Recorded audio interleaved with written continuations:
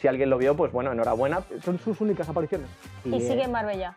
Y que yo sepa, sigue en Marbella. Tan solo jugó 7 partidos esa temporada. Spoiler, la cosa fue mal. Y a partir de ahí escribió su leyenda. Bueno, pues vamos a ir a la siguiente sección, que son nuestros fichajes que fueron un auténtico desastre.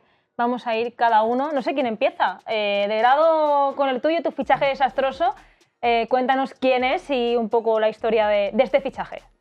Yo, para hablar de fichajes desastrosos, siempre me acuerdo de un nombre en clave Premier, y es un futbolista que lo fichó el Chelsea hace justo 10 años, o sea, más o menos reciente, en 2015, pero yo creo que yo no lo he visto jugar con el Chelsea, apostaría todo a que vosotros tampoco lo habéis visto jugar con el Chelsea, y estoy convencido de que cualquiera que vea este vídeo tampoco lo ha visto jugar con el Chelsea, porque se llama Papy Djilobodji, y lo ficha el Chelsea en el último día de mercado. Estaba Mourinho en el banquillo del Chelsea esa temporada.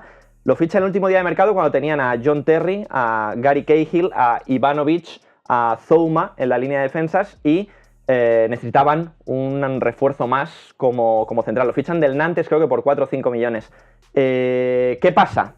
Que llega Papy Djilobodji al Chelsea y al día siguiente hay lista para inscribir a los jugadores en la Champions, y Mourinho dice: Papy Djilobodji fuera de la lista de la Champions.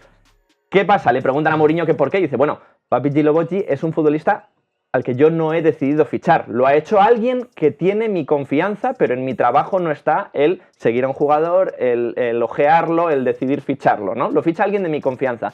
Papy Djilobodji, después de 6 meses, jugó 1 minuto con el Chelsea, un partido de Copa, entrando desde el banquillo contra el Walsall, que es un equipo de era un equipo de tercera división, y es su única aparición con el Chelsea después de todo este fichaje. No volvió a jugar nunca más. Y ya te digo, yo no vi ese minuto de Copa contra el Walsall de Papy Djilobodji, y si alguien lo vio, pues bueno, enhorabuena, pero es el único partido que jugó en su vida con la camiseta del Chelsea. ¿Y qué ha sido de él luego? Pues estuvo unos años en el Sunderland, en la Premier. De hecho, la Premier llegó a jugar, pero no en el Chelsea. Y la verdad es que no sé dónde está. Yo creo que se fue a Turquía también. Sí, pero tiene el típico 30 recorrido ahí. Sí, ya, o sea, dando bandazos, ¿no? Lo fichó el Chelsea como refuerzo defensivo y no salió bien. Qué maravilla. Bueno, La pues historia. sí, no, muy bueno el fichaje no fue, la verdad. O sea, Yo no me acuerdo, o sea, yo tampoco. mi conciencia... Yo invito a la gente, si alguien ha visto a Papy Djilobodji, Y que me bueno, es el da truco, ¿no? rabia porque en realidad tiene un nombre Mola, ¿eh? que No. mola muchísimo. O sea, es Papy como... Djilobodji. Es que en Es de vender España camisetas, ese tipo de nombres y esos jugadores... Pones a Djilobodji titular en el Getafe, maravilla.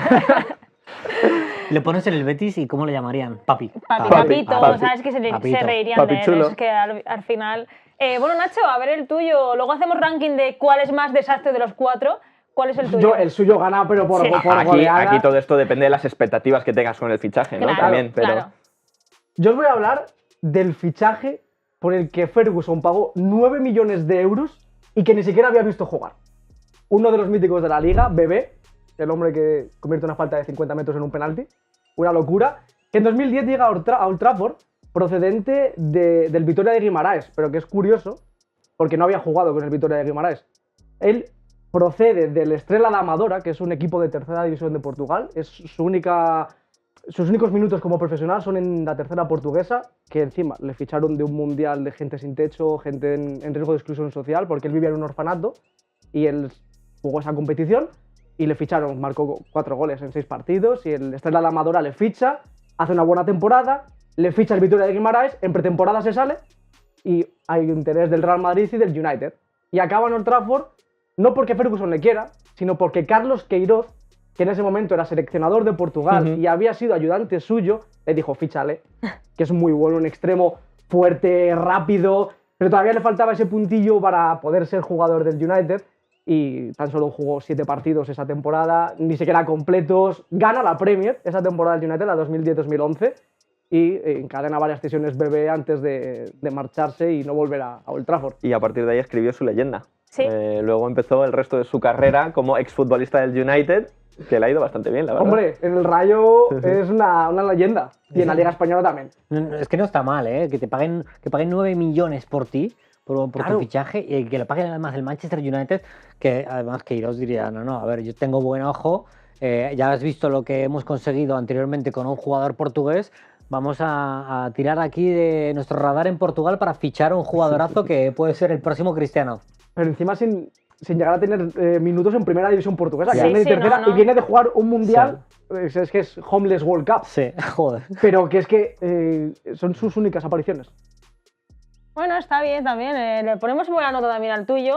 ¿Vas tú con el tuyo? ¿Quieres que vaya yo? Venga, vas tú y yo luego ya cierro. Venga, yo os voy a contar la historia de un fichaje que es probablemente uno de los más desastrosos de la historia del fútbol. No sé si recordáis a David Bentley, jugador del Blackburn Rovers, ficha por el Tottenham en la temporada 2008-2009 por 22 millones de euros. Él era de la cantera del Arsenal, estuvo ahí desde los 13 años hasta los 17, al final no encuentra su hueco, sale cedido, acaba fichando en el Blackburn y en el Blackburn hace una temporada pero bestial, con 21-22 años el tío, pero a un nivel altísimo. De hecho era así guapete, peinadito hacia un lado, con buen golpeo de balón, lo empezaban a comparar con David Beckham, internacional con Inglaterra, y ya cuando tiene sus 24 años dice el Tottenham, oye, este tío es muy bueno, hay que poner aquí una morterada, lo fichamos por 22 kilos y lo convertimos en uno de los fichajes más importantes del año en Inglaterra. Spoiler, la cosa fue mal. En el Tottenham fue la cosa tan mal que empezó a no jugar, a encadenar luego algunas sesiones, a ir incluso a Rusia, ficha por el Rostov, se convierte en el primer jugador inglés de la historia que juega en Rusia y al final el tío con 28 años, el que parecía ser el nuevo Beckham, la gran esperanza del fútbol inglés, termina dejando el fútbol, se retira con 28 años, justo un mesecito antes de cumplir los 29, para marcharse a Marbella y abrir allí un bar y un restaurante ahí, dedicarse a la hostelería junto a su familia. Hay una curiosidad también, es que se retira y juega algunos partidos de fútbol gaélico. ¿Ah, sí? Que es un fútbol, Sí, bueno, sí, sí, sí. sí, una mezcla entre rugby, fútbol americano, fútbol, rarísimo, pero juega ahí algún partidillo, le hacen un documental, pero lo más importante es que acaba en Marbella. Y sigue en Marbella. Y que yo sepa, sigue en Marbella. De hecho, hace tiempo traté de contactar con él para hacerle una entrevista y seguía por allí. Si nos está viendo y quiere venir, o sea, que venga, o sea, no sabemos dónde está ese hombre.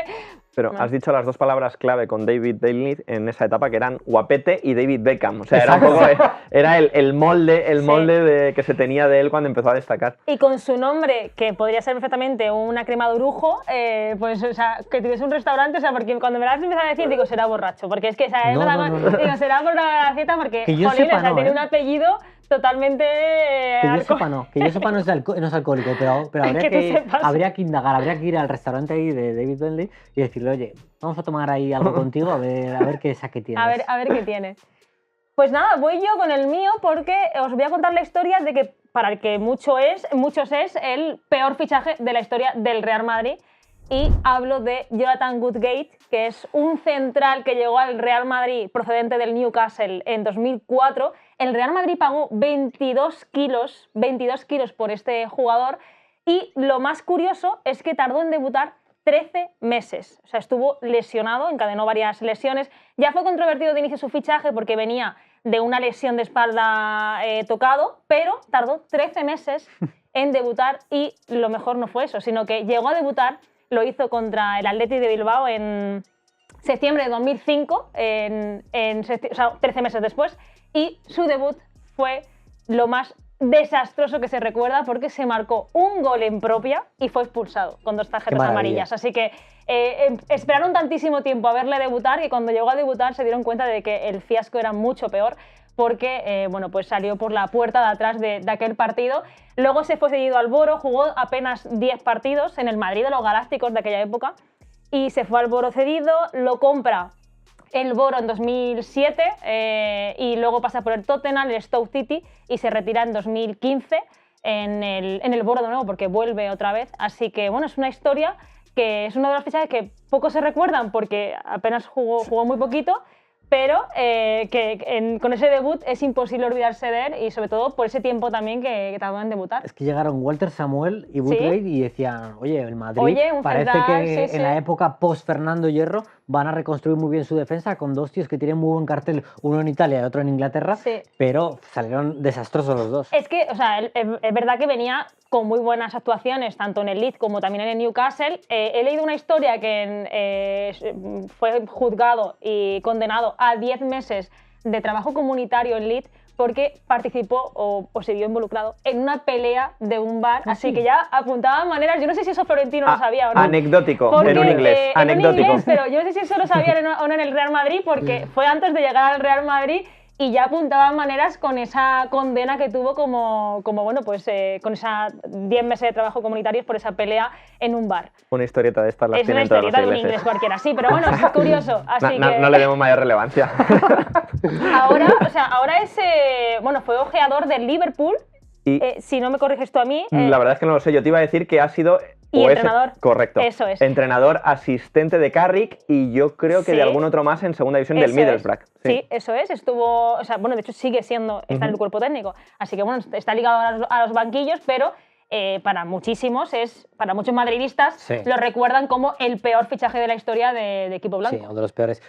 Con el Tottenham de Juan de Ramos llega a ganar Sí. aquella Carling Cup. Creo que sí. De hecho, creo que marca. Creo que marca en la final. Creo que marca en la final y, o sea, De cabeza. y tiene muy buenos recuerdos de él porque es una época como en la que, bueno, pues tiene regularidad, no como el Real Madrid, pero sí que es verdad que es una estrella recordada por ese título, con Juan de Ramos en el banquillo.